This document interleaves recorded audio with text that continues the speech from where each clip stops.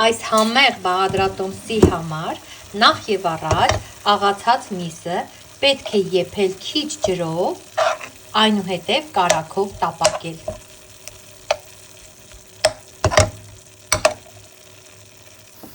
Ահա այսպես վրան ավելացնում եմ կարագ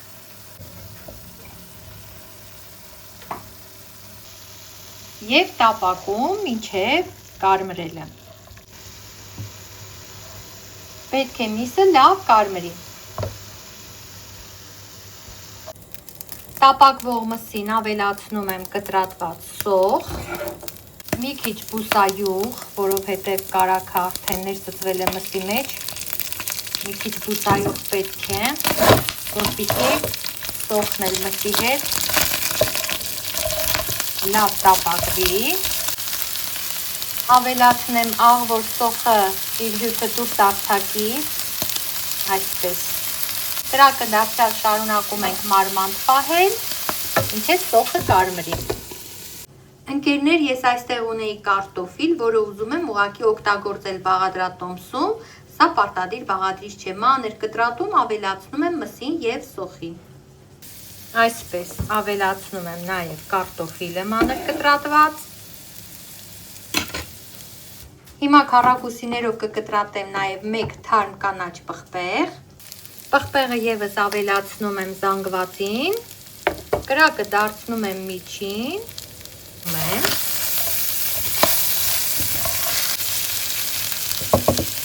Սկսում եմ համեմել իմ սիրած համեմունքներով։ Քրքում։ Քրքումի հետ պարտադիր սև պղպեղ։ Մի րոպե, ահա այսքան։ Կարմիր աղացած պղպեղ, առատ։ Խառնում եմ։ Ավելացնում եմ տոմատ, կարող եք ավելացնել նաև պղպեղի մածու եւ նաև ունեի կիսատ տոմատ, որի մեջ ավելացի ջուր, տոմատահյութ։ Չանհանգստանաք, բոլոր չափաբաժինները տոմատի բոլոր համեմունքների կգրեմ։ Ես անում եմ աչքաչափով, ընթացքում մեկ-մեկ էլ էքսպերիմենտներ եմ անում, օրինակ կարտոֆիլի պահը, բայց ձեզ համար կգրեմ ամբողջական բաղադրատոմս, որպեսզի կողմնորոշվեք, ձեզ համար հեշտ լինի։ Մի քիչ էլ հիմա ջուր կավելացնեմ։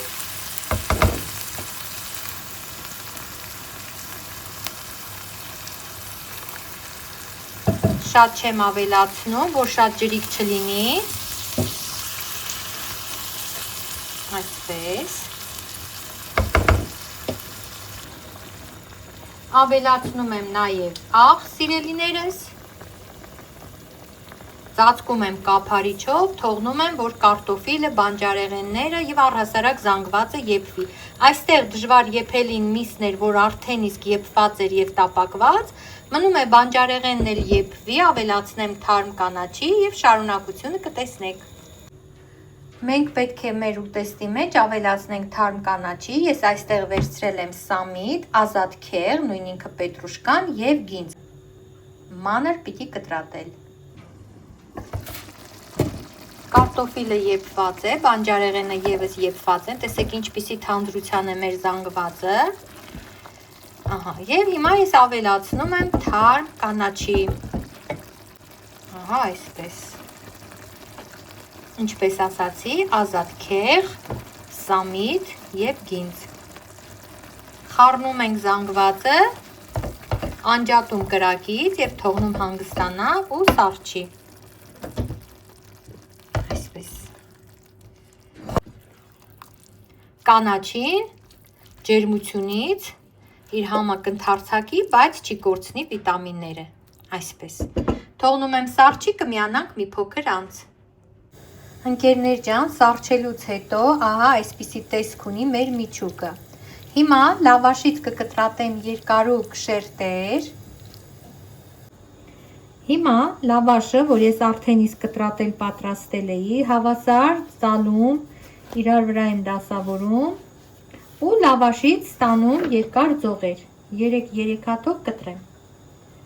Ահա այսպիսին։ 3 հատ չեմ կարող, չէ, ահա այսպիսի ձողեր են մեզ հարկավոր։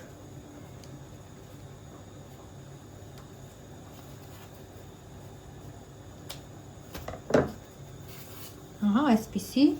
երկար, մեզ այսպիսի լավաշի երկար եւ նեղլիկ շերտեր են հարկավոր, ընկերներ ջան։ Սա եւս կարող ենք օգտագործել, հա մի քիչ լայն եղա, բայց ոչինչ։ Հիմա ինչ ենք անում։ Վերցնում ենք լավաշի երկարուկ շերտը, ահա այսպես, դնում ենք միջուկից եզրին, այսպես, մի քիչ շեղակի դրեք կամ ինչպես որ հարմար է, եւ ծալում ենք ծրարաձև, ձեռքս մաքրեմ, եւ ծրարաձև ծալում, ահա այսպիսի ծրարիկ ենք ստանում։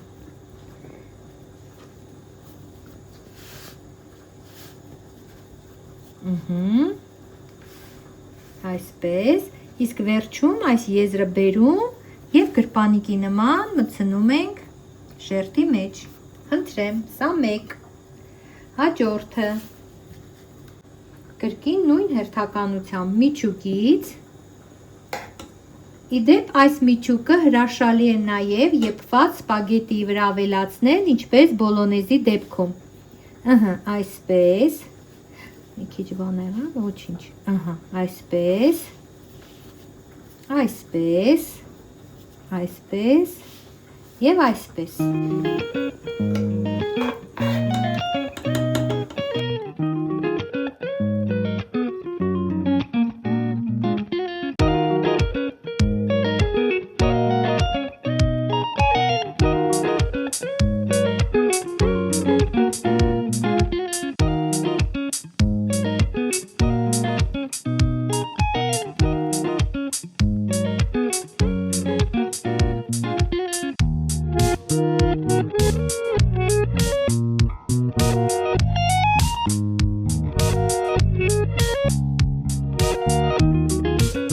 Ծրարիկներն արդեն պատրաստ են, միջուկի մնացած մասն ավելացնեմ եփվող սպագետի վրա։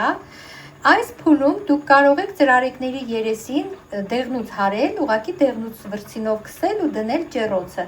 Ես մի քիչ բուսայուղ կցողեմ եւ կկարմրացնեմ այրոջեռոցում, սա էլ է տարբերակ։ Ընտրեք, որը որ ցանկանում եք։ Ահա, սպագետին էլ է եփվում։ Ծրարները տեղափոխեցի այրոգրիլի ամանի մեջ։ Ահա այսպես վրան ցողում եմ բուսայուղ։ Չհասկացա ինչու իմ ցողիչը փչացել էր, դրա համար չէր ցողում, այսենց կաթիլ կանեմ յուրաքանչյուր ծրարիկի վրա ու վրձինով կտարածեմ հեսա հավասար։ Այսպես։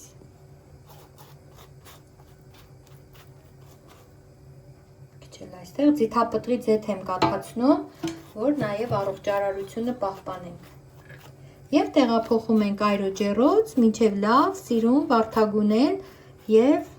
համովանան։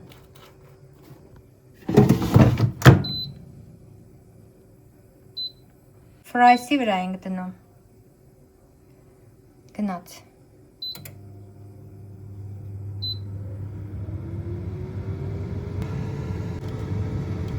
Այստեղ էլ քամեցի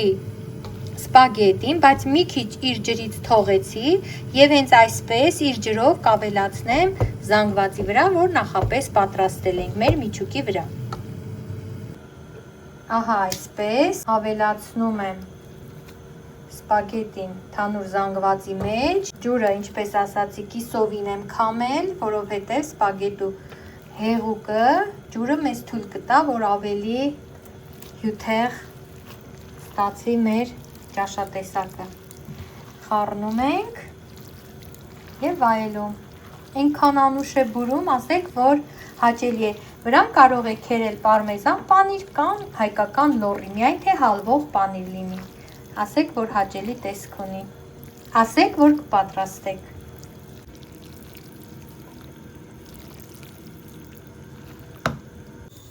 Վերջ, սիրելի ընկերներ, տառացիորեն 7 րոպե եւ ավելի քիչ կարմրեցին ծրարիկները, տեսեք ինչ հաճելի են եւ ինչպիսի խրթխրթան տաք են։ Ափսոս ես սպաս եմ պահում, որպեսզի ձեր առջև դեգուստացիա անեմ։ Հավատացեք, շատ համեղ է, տեսքն էլ ահա այսպիսին է։ Սա էլ մեր սպագետի բոլոնեզին, վրան պանիր քերեցի եւ հայաֆիկացրի մի փոքրիկ ճյուղ համեմով։ Սովորաբար իտալական ուտեստները զարդարվում եւ ներկայացվում են կանաչ բազիլիկով եւ պիցաները եւ սպագետին, բայց քանի որ մենք հայաֆիկացրել ենք այսպես, ավելացրել ենք լոռի պանիր, համեմ եւ ահա այսպիսի համեղ բրտուճիկներ ենք պատրաստել։ Փորձեք այս տարբերակով եւ ձեր ընտանիքին ուրախացրեք, ինքներդ ձեզ գոհացրեք համեղ կերակուրներով, որոնք պատրաստելը հեշտ է, քիչ բաղադրիչներով, կարևորը սերն է։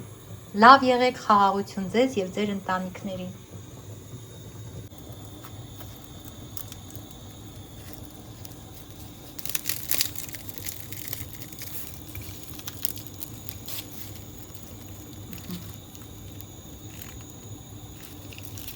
Ինչպիսի համեղություն, տեսքը գայթակղիչ է, չէ՞,